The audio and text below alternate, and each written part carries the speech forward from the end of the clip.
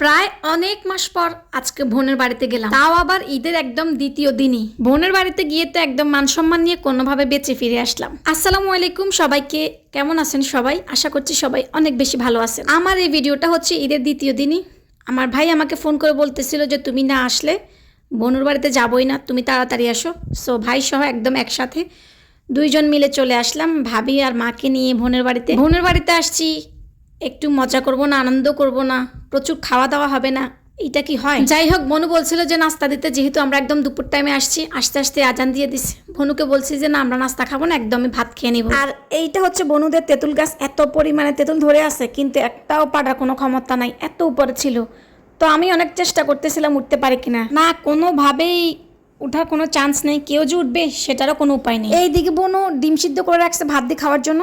আমি বলতেছি যে না, আমি ভাত দিয়ে খাবো না, আমি এমনিই খাবো। হাঁসের ডিম খাওয়ার পর পরে আমার তো একদম এনার্জি চলে আসছে, প্রচুর গায়ে শক্তি চলে আসছে।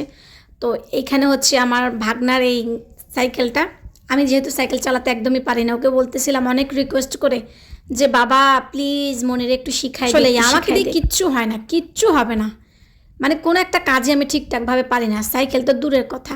যাই হোক, সে অনেকবার চেষ্টা করার পর ফাইনালি তো আমি হেরেই গেলাম। এখন কি করব? বাড়ির পাশেই হচ্ছে সুন্দর একটা ক্ষেত, তাও আবার আমার বনুদের না, অন্য কারো। দেখি যে অনেক সুন্দর সুন্দর টমেটো, কাঁচামরিচ।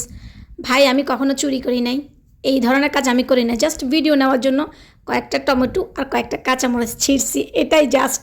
আসলে এই সবজিগুলো দেখে মনটাই ভালো হয়ে গেছে, মানে ভিডিও করতে করতে আসলে কয়েকটা নিয়েই ফেলছে। আমার ভাবি বলতেছে আরও কয়েকটা নাও, আরও কয়েকটা নাও।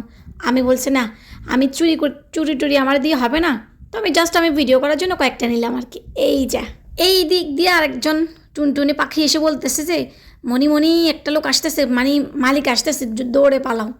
এমন দৌড় দিছি, মানে মান সম্মান নিয়ে কোনোভাবে পালাই আসছি বোনের বাড়িতে। আর মনে মনে ভাবতেছিলাম আজকে যদি ধরা খাইতাম তাহলে আর বাড়ি যাওয়া লাগতো না, আমার এই গাছের সাথে বেঁধেই ধম পিটাইতো। তারপর আর কি, এই যে সবাই মিলে খাওয়া দাওয়া করতেছে, বনু তো অনেক কিছু রান্নাবান্না করছে, তো মজা করে সবাই খাচ্ছিলাম। খেয়ে দিয়ে ভাবতেছি একটু, বলি যে না সিএনজি তো একটু পরে চলেই আসবে, তো চলো সবাই মিলে একটু ছাদ থেকে ঘুরে আসি। ওমা, সেইখানে গিয়ে দেখেছি বনুর একটা মরিচ গাছে মাশাআল্লাহ এত পরিমাণে মরিচ ধরছে, একদম যা পারছি তাই নিয়ে চলে আসছে। বনুকে তাও বলতেছি বনু আমি এমনিতে নিতাম না, জাস্ট ভিডিও করার জন্য, এই বলে বলে অনেকগুলো মরিচে চলে আসছে আমার ভাগে। আর কেন জানি না, আমার এই সবজি করতে আমার নিজের ভালো লাগে, আমি নিজেও করি, আবার অন্য কোথাও গেলে গাছ থেকে ছিঁড়ে খেতে আমার ভীষণ ভালো লাগে। আজকের দিনটা অনেক মজায় আনন্দে গেছে, বিশেষ করে বোনের বাড়িতে আসলে তো আমার এত পরিমাণে শান্তি লাগে। আমি যেখানে যাই, যে বোনের বাড়িতে যাই, সবাইকে নিয়ে অনেক অনেক মজা করি। এইদিকে আমার মনিও নাই, মামাও নাই, ওদের জন্য ভীষণ মন খারাপ করতেছিল। ওরা যদি থাকতো আর বেশি ভালো লাগতো।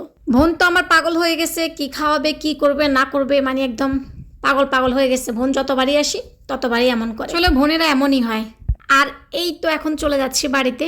এইদিকে আমাকে দেখে আমার মনি আর মামা ফোন দিছিল, তো বাড়িতে যেতে যেতে মনের সাথে গল্প করতেছিলাম। সে যেহেতু প্রবাসে থাকে, তো তাকে বলতেছিলাম আর কি তুমি যখন আসবে তখন আর আসবো না, তোমাদের বাড়ি থেকে এসে ঘুরে চলে যাচ্ছি। ও আমাকে বলতেছে আমি যখন আসবো, আমি বাড়ি আসার আগে তুমি আবার আমার বাড়িতে এসে হাজির হবা। তো আর কি, এখন চলে যাচ্ছি বাড়িতে। আজকের ছোট্ট ব্লগটা এখানে শেষ, সবাই ভালো থাকবেন, টাটা।